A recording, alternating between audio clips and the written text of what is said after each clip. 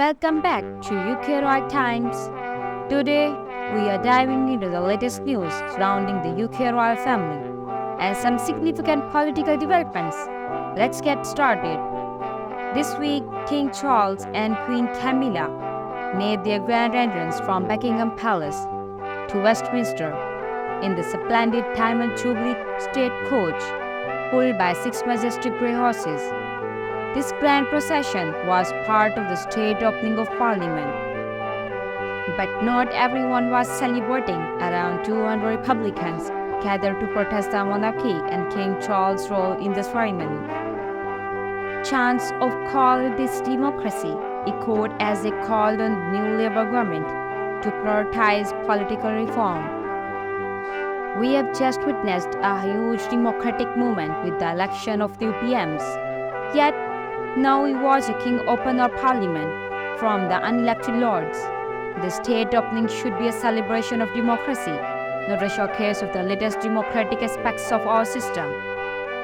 MPs were sworn into the parliament, taking the oath of allegiance to the crown. Some, like Labour's Clive Lewis, did so under protest, highlighting the ongoing debate over the monarchy's role in modern governance. King Charles and Queen Camilla, celebrating her 77th birthday, marked the formal start of the new parliamentary session. This comes just weeks after the Labour's party victory in the general election, ushering in Keir Starmer as the new Prime Minister. The streets of London were lined with the armed forces as the royal couple travelled in the horses-drawn Diamond Jubilee State Coach.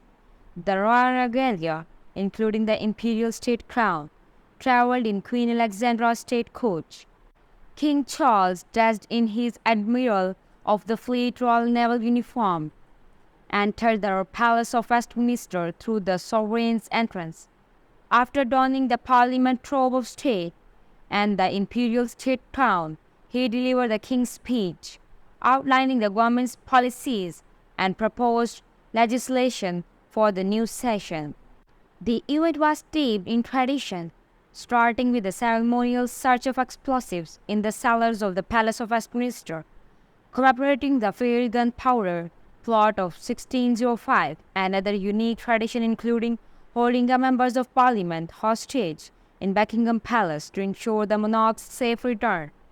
King Charles led his first state opening of Parliament in November 2023, just 6 months after his coronation. This marked his second time wearing the imperial state crown, with Queen Camilla sporting the historic diamond diadem. Queen Camilla recycled her coronation gown for this event, symbolizing continuity and tradition within the royal family. The royal couple's appearance at the state opening of Parliament capped off a busy week, following visits to the Channel Islands on July 15 and 16. In his speech, King Charles unveiled the new Labour government's proposed legislation, focusing on economic reform, transport improvements, restoring trust in politics. Let's delve into the key points from his address. My government's program will be based upon the principles of security, fairness, and opportunity for all. Securing economic growth will be a fundamental mission. King Charles outlined several major legislative proposals, starting with the English Devolution Bill to transfer more power from Westminster to local leaders, granting them greater control over planning and transport. Ministers will get Britain building, including through planning reform, as they seek to accelerate the delivery of high-quality infrastructure and housing. One of the standard points was the commitment to build 1.5 million new homes, with planning rules changed so communities can only influence how, not if, new homes are built.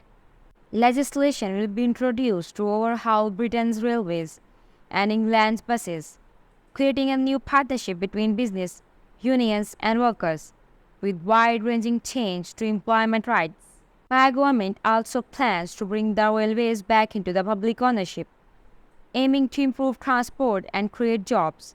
My ministers will impose VAT on private school fees, enabling the funding of 6,500 new teachers. Education reform was another key point, with plans to tax private school fees to fund public education improvements.